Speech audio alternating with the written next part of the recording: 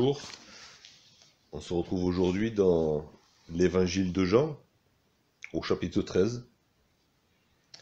Et la semaine dernière, on avait vu comment au chapitre 12, Jésus, après avoir accepté les hommages et de ses amis, comme Marie, qu'il avait parfumé, comme après avoir reçu l'hommage de la foule, qu'il avait accueilli comme roi d'Israël, Jésus a adressé un dernier appel à la repentance à cette foule. Et puis Jésus s'est caché loin d'elle. Vous avez vu comment Jésus ne parlera plus à la foule, mais il va s'occuper uniquement de ses disciples, jusqu'à sa crucifixion, et même après sa résurrection. Et donc nous voilà rendus au chapitre 13. Je propose de lire à partir du verset 1er.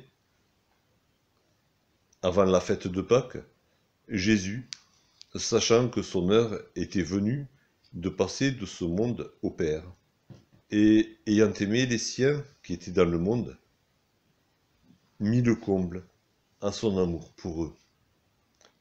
Pendant le souper, alors que le diable avait déjà mis dans le cœur de Judas Iscariote, fils de Simon, le dessein de le livrer, Jésus, qui savait que le Père avait remis toutes choses entre ses mains, qu'il était venu de Dieu, et qu'il s'en allait à Dieu, se leva de table, ôta ses vêtements, et prit un linge dont il se ceignit. Ensuite, il versa de l'eau dans un bassin, et il se mit à laver les pieds des disciples et à les essuyer avec le linge dont il était saint. Il vint donc à Simon-Pierre, et Pierre lui dit : « Toi, Seigneur, tu me laves les pieds ? » Jésus lui répondit : « Ce que je fais, tu ne le comprends pas maintenant, mais tu le comprendras bientôt. »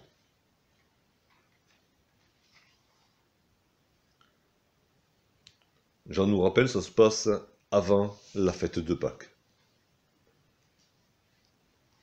C'est la fête qui commémore la sortie d'Égypte du peuple d'Israël, délivré par Dieu, conduit par Moïse. On le savait, c'est au chapitre 11 déjà, il était question de cette Pâque.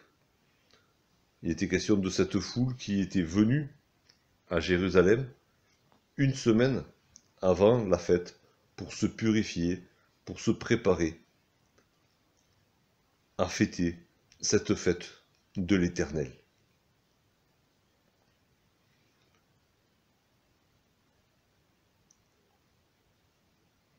Alors on peut imaginer l'ambiance générale dans tout Jérusalem, dans des environs de Jérusalem, envahi par cette foule qui vient de tout le pays et même d'ailleurs, de tout l'Empire romain, et peut-être même d'ailleurs, peut-être du côté de l'Inde déjà, on ne sait pas, partout où le peuple d'Israël avait été dispersé. Des Juifs étaient venus à Jérusalem pour fêter cette fête de l'Éternel. Et des familles s'étaient retrouvées. Et c'était vraiment une fête joyeuse. Et on peut imaginer l'ambiance autour de la maison où sont réunis Jésus et ses disciples. Partout, les gens sont heureux de se retrouver. Partout, il y a l'odeur d'un bon repas, et surtout l'odeur de l'agneau qui a été rôti. Il y a beaucoup de conversations certainement, beaucoup de bruit, de la musique, peut-être des chants. Et dans cette pièce où Jésus est réuni avec ses disciples, l'ambiance est tout autre. Jésus leur a annoncé sa mort à venir. Jésus leur a fait part de son état Et au chapitre 12, verset 27, il leur a dit, maintenant mon âme est troublée. Jésus leur a fait part de son angoisse, de son trouble extrême, devant la mort qui approche pour lui. Au chapitre 16, au verset 20, Jésus leur dit même ce qui va leur arriver et ce qui est déjà en train de se passer dans cette pièce. En vérité, je vous le dis, vous pleurerez et vous vous lamenterez, et le monde se réjouira. Vous serez dans la tristesse, mais votre tristesse se changera en joie.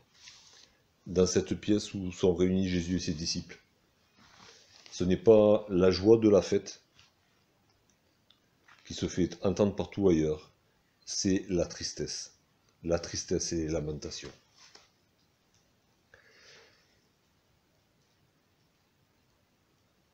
Du coup, on peut se demander, voilà, il y a pourquoi cette différence entre ce qui se passe à l'extérieur, ce qui se passe à l'intérieur.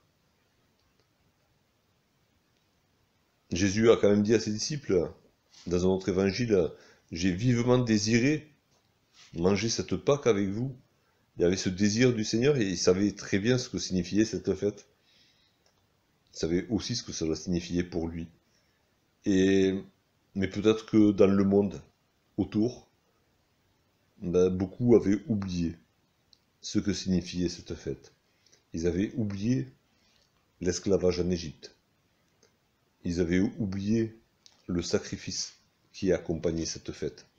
L'agneau avait été mis à mort pour chacun des occupants de la maison.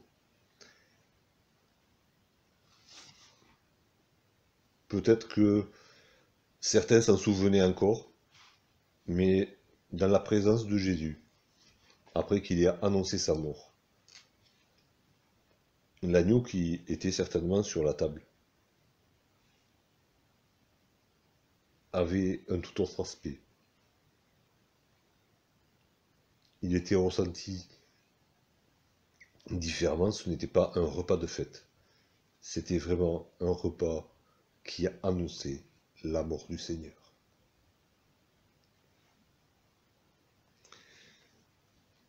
Et Jean nous dit que Jésus, sachant que son heure était venue, Jésus à aucun moment n'oublie pourquoi il est là, et il leur a dit au chapitre précédent, l'heure est venue où le Fils de l'homme doit être glorifié, et il leur a expliqué que la glorification passait par la mort. Jésus est pleinement conscient de ce qui va se passer. Et encore une fois, il y a cette expression qui revient, l'heure est venue. Par 3 fois, depuis le début de l'évangile de Jean, on a vu que Jésus a échappé à la mort. Et il est écrit parce que son heure n'était pas encore venue. Mais maintenant, l'heure est venue. Et Jésus le sait. Et pourtant, Jésus ne se lamente pas. Que fait Jésus? Ayant aimé les siens qui étaient dans le monde, il mit un comble à son amour pour eux. Pourquoi est-ce que Jésus ne se lamente pas du fait que son heure soit venue? Et Jean l'exprime d'une certaine manière ici, il nous l'expliquera plus loin. Il n'est pas question ici de mourir. L'heure est venue pour Jésus de passer de ce monde au Père. La finalité du sacrifice de Jésus, ce n'est pas la mort. C'est le retour du Fils auprès du Père. Et ça change tout.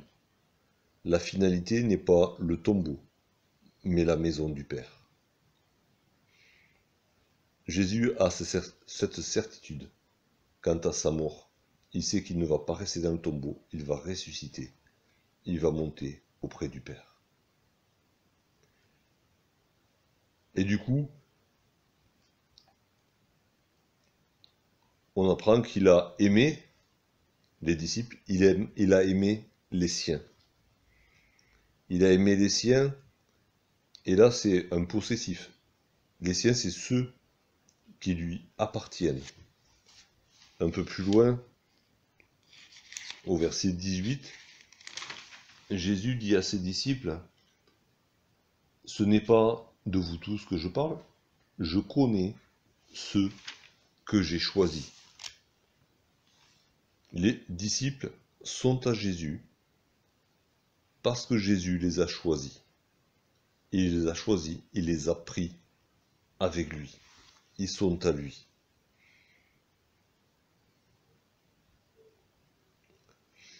Il est question ici des siens qui étaient dans le monde. Jésus va leur dire après encore, vous aurez des tribulations dans le monde, mais prenez courage, j'ai vaincu le monde. Dans sa prière, en Jean 17, il parle de ses disciples comme étant dans le monde et restant dans le monde, alors que lui s'en va au Père. Mais ça n'enlève rien au fait que ses disciples sont siens, ils sont à lui. Ils ont beau être dans le monde, ils ne sont pas du monde. Et là, c'est une réalité que nous sommes appelés à vivre aussi. Dieu nous laisse dans ce monde, mais en même temps, il attend de nous que nous soyons séparés du monde pour lui appartenir à lui seul. Et Jésus, qui a aimé les siens, qui étaient dans le monde, met un comble à son amour pour eux. Il les a aimés tout le long de ces années qu'il a passées avec eux. Et là, il va mettre un comble à son amour. Dans d'autres traductions, il est écrit qu'il les aima jusqu'à la fin. Alors oui, Jésus les a... Alors, jusqu'à la fin, il y a une notion de temps. Et Jésus va les aimer jusqu'à la croix. Jésus va les aimer jusqu'au dernier moment où il foulera cette terre. Et il y a aussi une question d'intensité, de niveau. Et déjà, le verbe qui est utilisé pour aimer et pour amour, c'est agapéo, c'est l'amour parfait de Dieu. Hein, ce n'est pas de l'amitié, ce n'est pas je t'aime bien, non, c'est l'amour parfait de Dieu. Donc il y a déjà ce niveau-là. Et Jésus va mettre en pratique ce qu'il a dit. Il a dit à ses disciples, il n'y a pas de plus grand amour que de donner sa vie pour ses amis. Et Jésus va donner sa vie pour ses amis. Il va mettre un comble à son amour. Il va pousser l'amour jusqu'à la dernière limite. Et non seulement il va le faire sur la croix, mais déjà pendant cette soirée, il va démontrer physiquement ce que c'est que d'aimer comme Dieu aime. Et il va mettre en pratique tout ce que Paul va écrire dans le chapitre 13 de l'Épître aux Corinthiens. Alors qu'il est assailli par les angoisses de la mort, Jésus va prendre toute cette soirée pour consoler ses disciples, pour les encourager, pour leur donner des forces pour les jours qui vont arriver, pour chanter des cantiques avec eux, pour prier avec eux. Jésus va leur montrer que ce qu'est réellement l'amour de Dieu, c'est s'oublier soi-même, considérer que les autres sont plus importants que soi.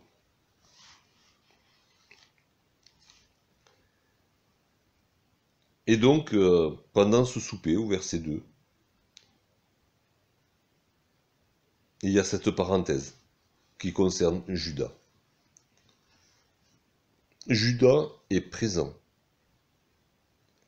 Et jusqu'au moment où il sortira de la maison pour aller finaliser sa trahison, Judas sera au bénéfice de l'amour de Jésus. Judas recevra les mêmes soins que les autres disciples. Jésus va prouver son amour envers lui jusqu'au moment où il sortira de la maison.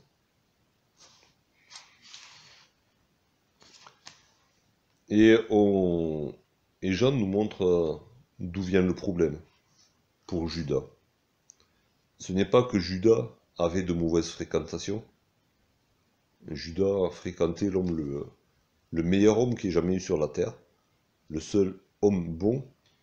Donc le problème de Judas, c'était pas les mauvaises fréquentations. Le problème de Judas, c'était pas qu'il avait besoin d'argent. Jésus interrogera ses disciples et leur demandera: est-ce que vous avez manqué de quoi que ce soit depuis que vous êtes avec moi? Non. Dieu a toujours pourvu. Ils n'ont jamais manqué de rien. Judas n'avait ni besoin d'argent, il n'était pas influencé par de mauvaises fréquentations. Mais Judas n'a pas su garder son cœur. C'est dans le cœur de Judas qu'il y avait le problème. Et Jésus parle de ces choses dans l'évangile de Matthieu. Matthieu au chapitre 15, Jésus explique d'où viennent le problème, les problèmes des hommes, le péché. Et dans Matthieu, au chapitre 15, à partir du verset 17, Jésus parle à ses disciples et dit: ne comprenez-vous pas que tout ce qui entre dans la bouche va dans le ventre, puis est jeté dans les lieux secrets? Mais ce qui sort de la bouche vient du cœur.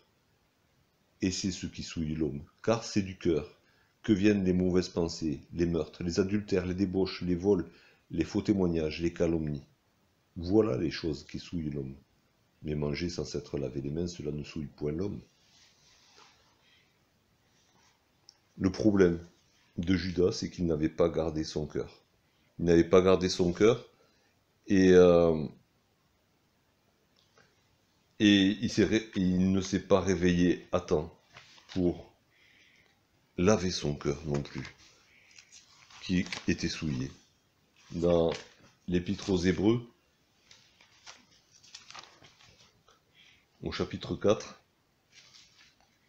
et au verset 12, est écrit: car la parole de Dieu est vivante et efficace, plus tranchante qu'une épée quelconque à deux tranchants, pénétrant jusqu'à partager âme et esprit, jointures et moelles. Elle juge les sentiments et les pensées du cœur. La parole, c'est la parole a été faite chair, c'est Jésus-Christ. Et Judas vivait dans la présence de Jésus. Mais Judas a fermé son cœur à la parole de Jésus. La parole de Jésus aurait pu juger ces pensées qui étaient dans le cœur de Judas, aurait pu purifier le cœur de Judas. Mais Judas a fermé son cœur à la parole de Jésus. Et il a laissé la graine plantée dans le diable germer et porter ce fruit de trahison envers Jésus.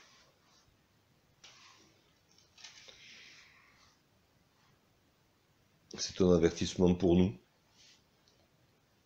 Le diable est là, la tentation est là, qui sème ses graines dans nos cœurs. Ce cœur que nous sommes appelés à garder plus que tout.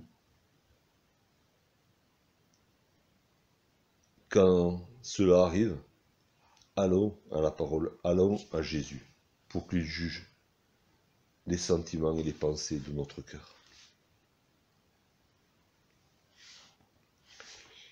Au verset 3, c'est une longue phrase, depuis le verset 2 jusqu'au verset 5, c'est tout la même phrase, enfin jusqu'au verset 4. Parce que Jean veut nous donner tous les détails de la scène. Et Jésus, on voit que Jésus sait que le Père Jésus savait que le Père avait remis toutes choses entre ses mains, qu'il était venu de Dieu et qu'il s'en allait à Dieu.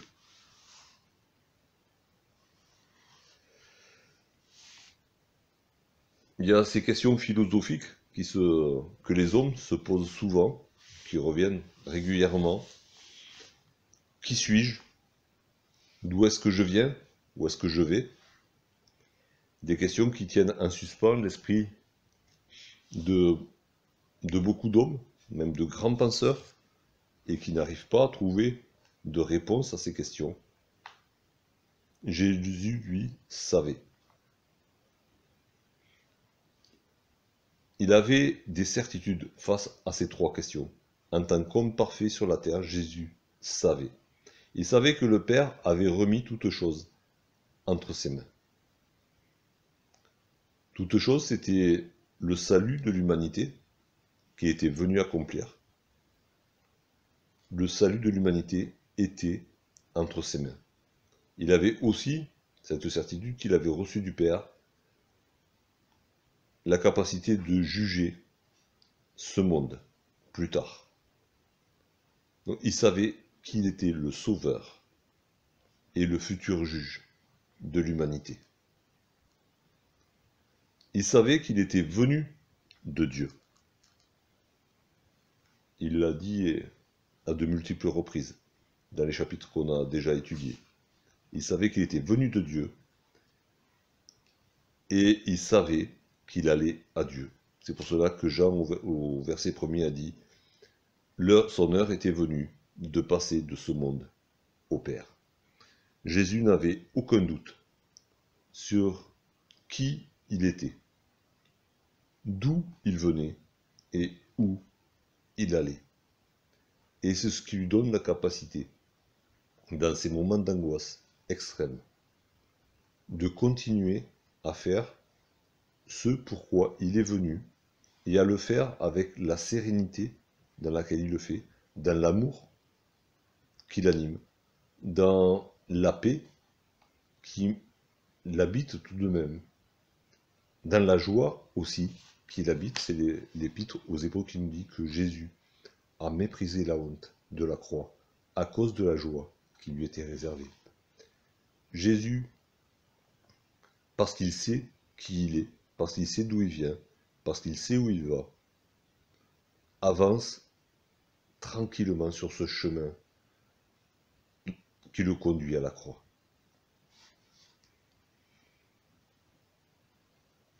C'est pour nous aussi un avertissement, un encouragement aussi.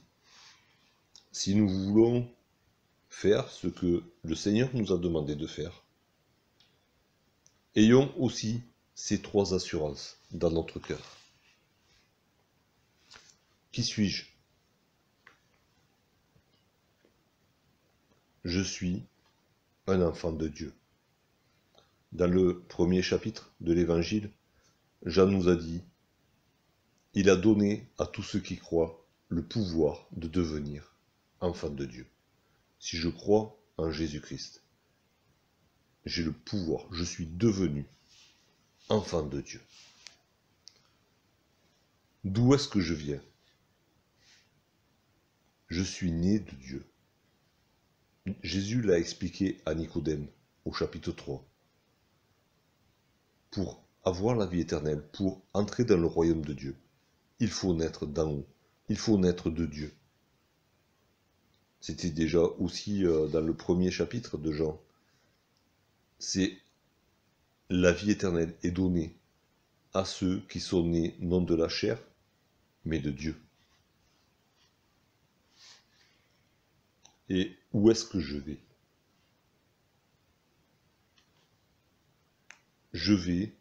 Je marche vers la maison du Père, où Jésus me prépare une place.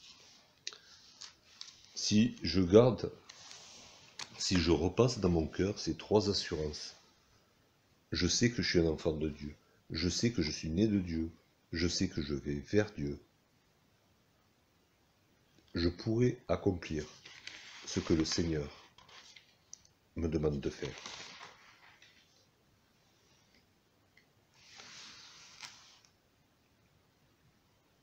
Et dans les versets 4 et 5, du coup, on voit ce que Jésus a fait pour ses disciples, ce qu'il a commencé à faire pour ses disciples, ce soir-là. Et relisons-le, le verset 4. Jésus se leva de table, ôta ses vêtements, et prit un linge dont il se ceignit. Verset 5, ensuite, il versa de l'eau dans un bassin, et se mit à laver les pieds des disciples, et à les essuyer avec le linge dont il était ceint. Jean décrit dans le détail tout ce que Jésus a fait. Parce que chaque détail a son importance. Jésus se leva de table. C'était la dernière chose à faire pour quelqu'un de l'importance de Jésus, pour un maître, pour un docteur de la loi. Se lever de table. Il était à la place d'honneur. Il était là pour se faire servir, officiellement. En tant que maître, il avait ses disciples pour le servir. Et Jésus se lève de table. Il aurait dû être le dernier à se lever de table. Il est le premier à se lever de table. Il quitte la place d'honneur qui lui est réservée, qui est la sienne. Il se lève de table et ces choses se passent devant les disciples. Tout ce qui suit se passe devant les disciples. Ils auraient eu du mal, Jean aurait du mal à le raconter s'il ne l'avait pas vu. Que fait Jésus? Il ôte ses vêtements. Jésus se déshabille. Jésus se retrouve tout nu devant ses disciples. Une fois qu'il s'est déshabillé, il prend un linge, une grande serviette, quelque chose comme ça,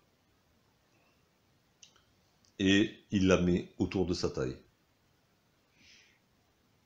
C'était le seul vêtement des esclaves. Quand on voit les fresques grecques ou romaines, les esclaves même sont souvent complètement nus dans leur service. Parfois, ils portent un pagne. C'est leur seul vêtement. Jésus a quitté sa place d'honneur. Il s'est dévêtu et il s'est habillé comme un esclave. Ensuite, il va chercher de l'eau. Et là encore, c'était le travail de l'esclave dans la maison. Et il se met à laver les pieds des disciples. C'était encore le travail de l'esclave. Et il les essuie, les pieds, avec son vêtement d'esclave. Jésus prend la crasse de ses disciples sur son vêtement.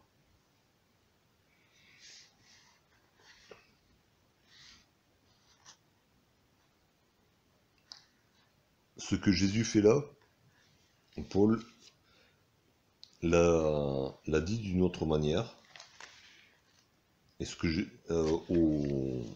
dans sa lettre aux Philippiens, et d'une certaine manière, le récit que Jean nous donne de ce début de soirée est une explication de ce que Paul a dit aux Philippiens. Philippiens, au chapitre 2, à partir du verset 4, que chacun de vous, au lieu de considérer ses propres intérêts, considère aussi ceux des autres.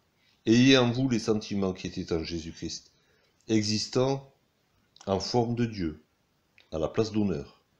Il n'a point regardé son égalité avec Dieu comme une proie arrachée, mais il s'est dépouillé lui-même, il s'est dévêtu de ses vêtements de Dieu, en prenant une forme d'esclave, en devenant semblable aux hommes. Et il apparut comme un vrai homme. Une fois qu'il est apparu comme un vrai homme, il s'est humilié lui-même, se rendant obéissant jusqu'à la mort, même jusqu'à la mort de la croix. C'est ce que fait Jésus devant ses disciples. Il leur mime ce qu'il a déjà fait dans le ciel pour venir sur cette terre et ce qu'il va faire dans les heures qui vont suivre. Au verset 6, il vint donc à Simon-Pierre, et Pierre lui dit, « Toi, Seigneur, tu me laves les pieds ?» Jésus prend son temps. Donc, comme tout au long de sa vie, Jésus prend son temps et il va de disciple en disciple. Et il lave des pieds. Et il essuie ses pieds avec son linge. Et il arrive à Pierre. Pendant tout ce temps, il n'y a pas eu de réaction. Il n'y a pas eu de réaction, ben, certainement parce que tous se sentent nettement repris. Jean ne nous explique pas comment cet épisode est arrivé. Si on va dans l'évangile de Luc, on comprend un peu mieux le contexte. Luc au chapitre 22 nous raconte le début de cette soirée aussi. Comment ces choses sont arrivées.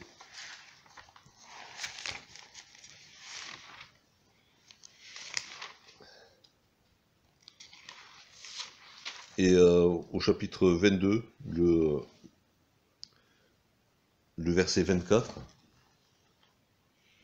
il s'éleva, alors qu'ils étaient réunis avec Jésus, alors qu'ils avaient partagé le pain et le vin, il s'éleva parmi les apôtres une contestation. Lequel d'entre eux devait être estimé le plus grand? Ils étaient en train de se chamailler encore une fois, parce que c'était pas la première fois que ça arrivait. Ils étaient en train de se chamailler pour savoir lequel d'entre eux était le plus important. Sans regarder qu'ils avaient Jésus avec eux, que Jésus était le maître, que Jésus était assis à la place d'honneur. Ils cherchaient à s'approcher de l'honneur de Jésus. Il ne le disait pas, mais bon, un peu être le maître à la place du maître. Et c'est dans ce contexte-là que Jésus s'est levé de table, que Jésus a quitté sa place d'honneur, qui était tant convoitée, pour se déshabiller, devenir un esclave et laver leurs pieds. Et donc pendant un certain temps, il a dû régner dans cette pièce un silence de mort. Certains disciples se sont laissés laver les pieds, sans rien dire. Alors, ils n'ont certainement pas compris ce qui se passait. Et on le verra, et Jésus le dit à Pierre, tu ne comprends pas maintenant. Donc les autres non plus n'ont pas compris. Mais ils se doutaient qu'il y avait quelque chose que Jésus était en train de leur donner une très grande leçon. Mais ils ne comprenaient pas. Et du coup, silence dans la pièce, rien. Jusqu'à ce que Jésus arrive à Pierre. Alors forcément, Pierre est connu pour avoir toujours la bouche ouverte. Et Pierre parle. Et Pierre exprime son étonnement devant ce qui se passe, devant cette situation. Lui assis à table. Et Jésus à genoux devant lui.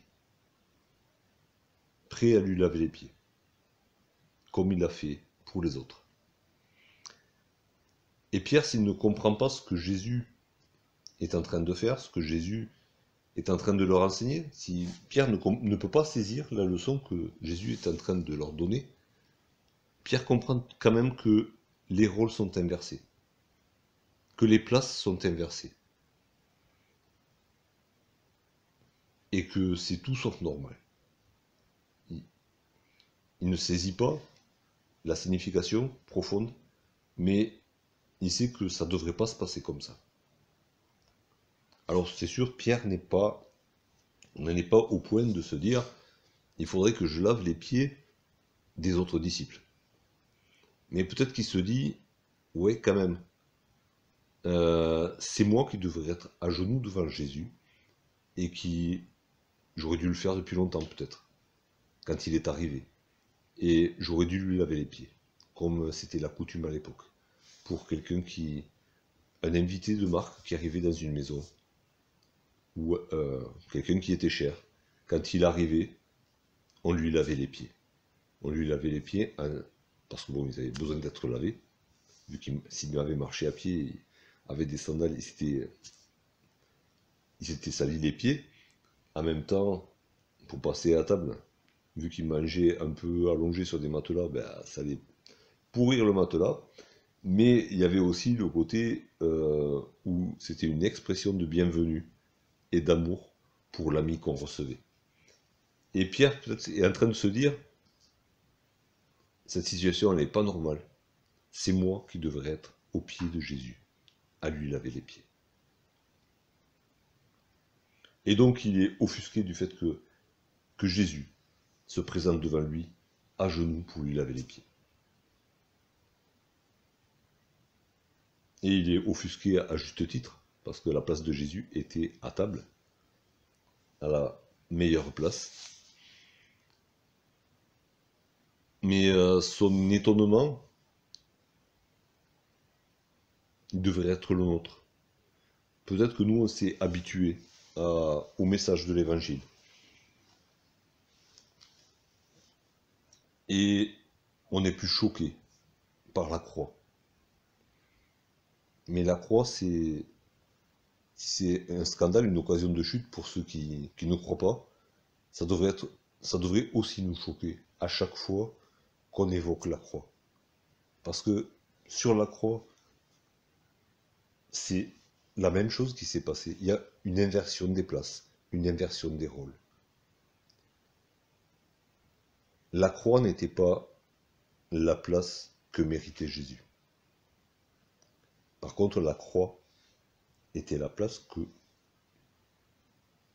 que moi je méritais, que chacun de nous méritions. Et les places ont été inversées. Jésus aurait dû être à la place de ceux qui rendaient justice, de ceux qui jugeaient et qui condamnaient à mort. Et notre place était sur la croix. Jésus a inversé les places. C'est lui qui est monté sur la croix. Et c'est nous qui l'avons condamné par nos péchés. Pierre n'a pas tout saisi, mais il a saisi cette chose. Et il est bon pour nous d'être choqués par la croix, en nous souvenant que c'était notre place, notre destin, et pas celui de Jésus.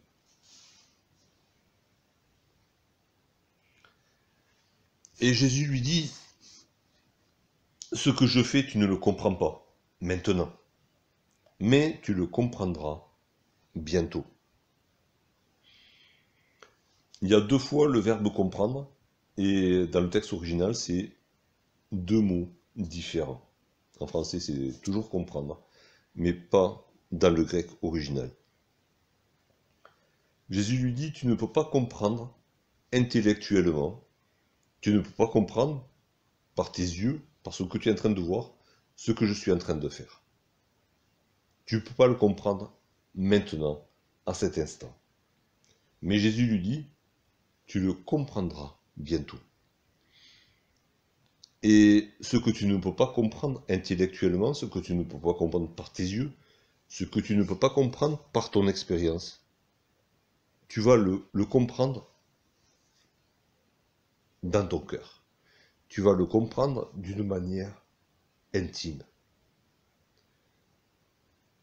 Plus que cela, ça va devenir tellement ancré dans ton cœur que toi, tu feras la même chose. Ça va devenir ta nouvelle nature, ce que je suis en train de faire là. Comment c'est possible? Jésus lui dit, tu comprendras bientôt. Ça peut être aussi traduit, tu comprendras après ces choses qui arrivent. Quelles sont ces choses qui arrivent? La mort de Jésus, la résurrection de Jésus, l'arrivée du Saint-Esprit.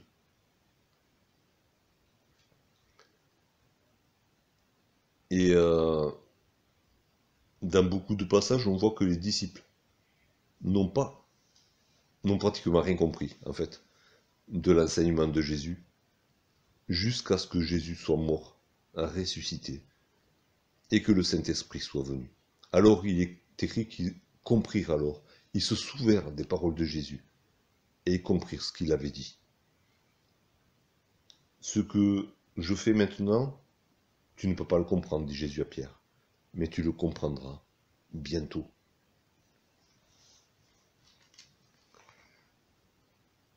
Dans l'évangile de Matthieu,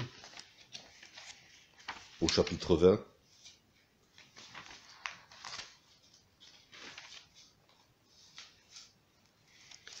et à partir du verset 20,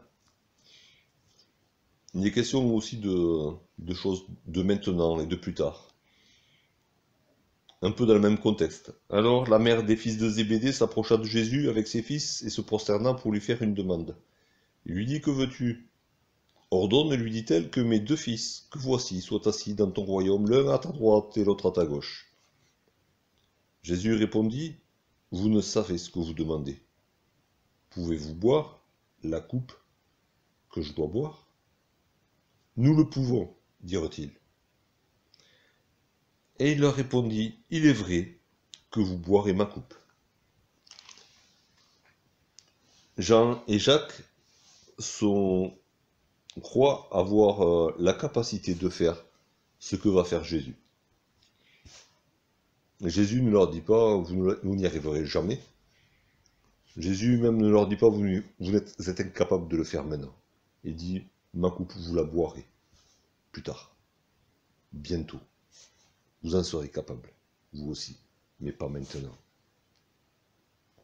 La mort que je vais souffrir, dans l'obéissance au Père, la mort par et pour la foi, vous la connaîtrez un jour, vous en serez capable, bientôt, mais pas maintenant. Dans l'évangile de Jean, au chapitre 16, et au verset 12, Jésus dit à ses disciples, après leur avoir donné beaucoup d'enseignements qu'ils n'ont pas saisis, il leur dit: j'ai encore beaucoup de choses à vous dire, mais vous ne pouvez pas les porter maintenant. Pas maintenant, mais bientôt. Et bientôt, pour Jésus, bientôt, ça a une certaine durée. Et par exemple, on voit que Jésus, quand ses disciples seront capables de comprendre, parce qu'il les aura lavés de leurs péchés, parce que il leur aura donné son Saint-Esprit, Jésus va continuer d'enseigner ses disciples et de leur dire des choses qu'il n'est pas capable de porter avant. Et par exemple, on a dans le livre des Actes, au chapitre 10, on a cet épisode où Pierre reçoit cette vision apportée par un ange de Dieu, où il comprend qu'il n'y a pas d'homme pur et d'homme impur sur la terre. Il n'y a pas un peuple élu et le reste du monde. Mais il comprend ainsi, par cette vision que lui donne Jésus, il comprend qu'il peut annoncer l'évangile à tous les hommes, quels qu'ils soient. Jésus continue de l'enseigner par cette vision, par son Saint-Esprit. Donc, non, Pierre, et puis quand Jésus s'adresse à Pierre, il s'adresse à tous les disciples, et certainement il s'adresse aussi à chacun de nous. Ce que je fais, tu ne le comprends pas maintenant, mais tu le comprendras bientôt. Et cette parole est là pour nous encourager, nous aussi, à accepter par la foi ce que Jésus est en train de faire dans notre vie, ce que Jésus est en train de faire dans notre famille, ce que Jésus est en train de faire dans notre assemblée, ce que Jésus est en train de faire dans le monde. Ce que je fais, tu ne le comprends pas.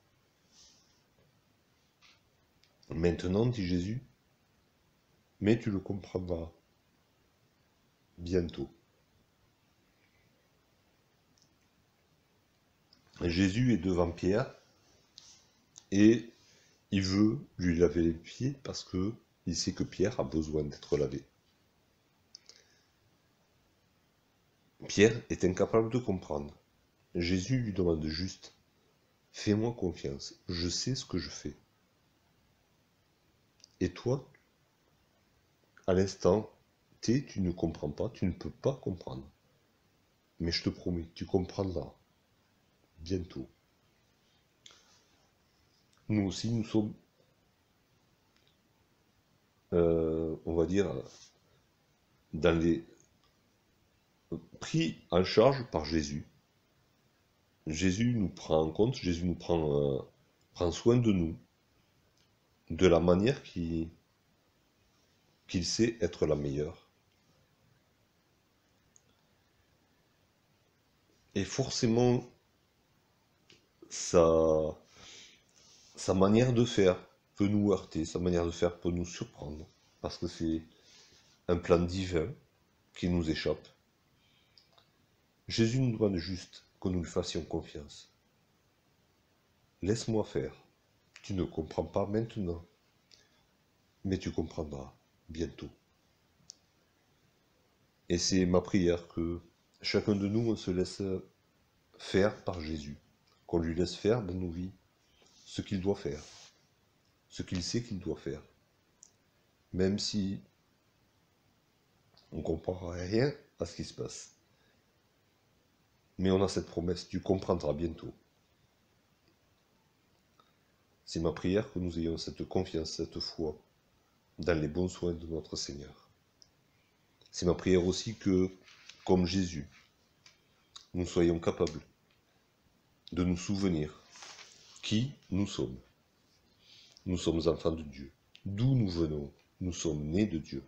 Où nous allons dans la maison du Père. Amen.